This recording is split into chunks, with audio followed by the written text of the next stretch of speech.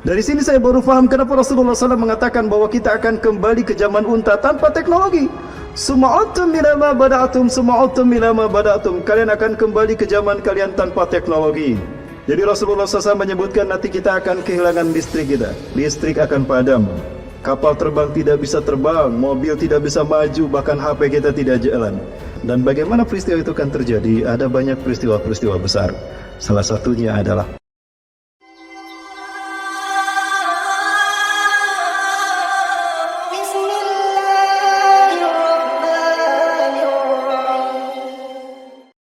Bapak Ibu rahmati Allah Subhanahu wa taala.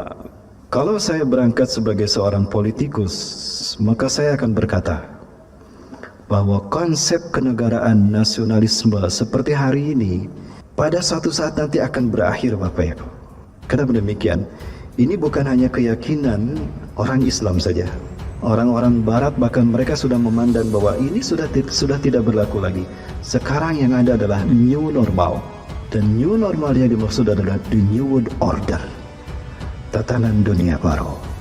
Ada sekelompok orang yang terdiri dari satu komunitas yang terdiri dari global elite intelektual dunia, Bill Gates, atau sebut saja Profesor Klaus Schwab dari Jerman, dan dia adalah aktor intelektualnya, sutradaranya. Dari para bankir dunia sekelas George Soros, ada Rockefeller.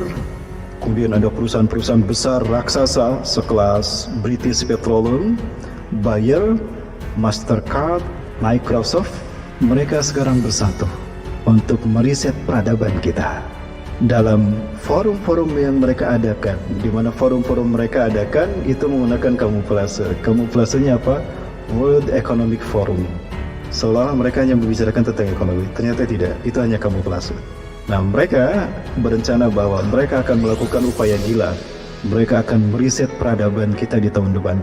Jadi semua model peradaban tahun depan itu baru. Sistem hukum baru, politik baru, ekonomi baru, sosial baru, dan segala macamnya baru.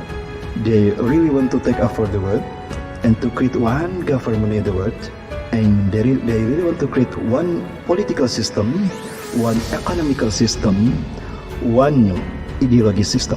Mereka akan menciptakan sistem pemerintahan baru, ekonomi baru, politik baru, sosial baru, bahkan agama pun baru. Ya, Bapak Ibu sekalian, mereka bisa menciptakan, they can create the weather control. Mereka bisa menciptakan kontrol cuaca. Mereka bisa menciptakan tsunami, mereka bisa menciptakan gempa bumi. Itu Bapak Ibu yang gilanya mereka. Dan perang nuklir, demonstrasi, chaos itu bisa mereka ciptakan. Bahkan mereka bisa mempengaruhi manusia dengan mempengaruhi 4 gelombang yang mempengaruhi otak, cara kerja otak kita. Gelombang alfa, beta, theta, gamma, di mana masing-masing gelombang ini bisa mempengaruhi karakter manusia dan sikap manusia dengan satu berita, satu situasi, dan satu keadaan. Cerdas mereka. Dan inilah sistem Dajjal. Ketika ini terjadi, saya curiga Dajjal akan segera datang. Karena Dajjal punya kecerdasan di atas akal jenius manusia, 60 tahun di atas akal jenius manusia. Dan mereka ini adalah antek-anteknya. Inilah Bapak Ibu sistem Dajjal. Dan Dajjal tidak akan datang melainkan kita sistem yang sudah sempurna gagal total, maka dia sendiri yang keluar. Kenapa sistemnya gagal total? Karena ada satu yang Allah lakukan, dan ini langsung Allah yang melakukannya, sehingga Dajjal kehilangan ambisinya untuk menguasai bumi. Kenapa mereka ciptakan gempa bumi, bencana alam buatan? Karena mereka ingin mengulangi populasi manusia. Inilah yang disebut dengan reduction of population. Mereka ingin mengulangi jumlah populasi manusia. Hari ini tidak kurang kalau tidak salah 7,5 miliar penduduk bumi, dan akan mereka reduksi.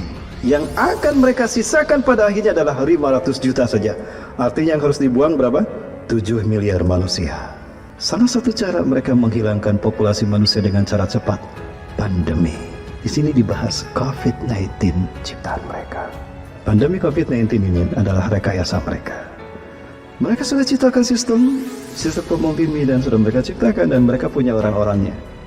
Di lini legislatif siapa, di partai siapa, di pejabat siapa, bahkan pemimpin negara pun bisa jadi dari mereka.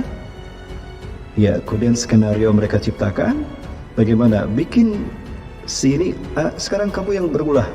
Dia dibikin berulah, lalu dipublish di media, maka rakyat marah. Ketika rakyat marah, dipicu dengan gelombang tertentu. maka kemarahannya itu memuncak. Dan ini bukan hanya sekelompok orang, ramai-ramai mereka marah dan digiring untuk berkumpul di satu tempat. Dan ini yang terjadi. Ini mereka ciptakan. Dulu saya tidak pernah membayangkan mereka bisa sehebat ini. Tapi demi Allah, inilah cara Dajjal menguasai manusia. Dajjal mengendalikan kita. Sadar tidak sadar, kita dikendalikan Dajjal. Satu yang menjadi ruh dari teknologi ini semua untuk menguasai dunia adalah teknologi. Maka mudah bagi Allah untuk menghancurkan ambisi mereka dengan teknologi dicabut dari muka bumi. Dari sini saya baru paham kenapa Rasulullah SAW mengatakan bahwa kita akan kembali ke zaman unta tanpa teknologi.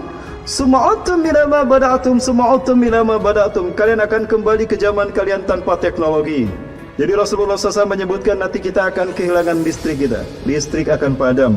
Kapal terbang tidak bisa terbang, mobil tidak bisa maju, bahkan HP kita tidak jalan. Dan bagaimana peristiwa itu akan terjadi? Ada banyak peristiwa-peristiwa besar. Salah satunya adalah perang demi perang.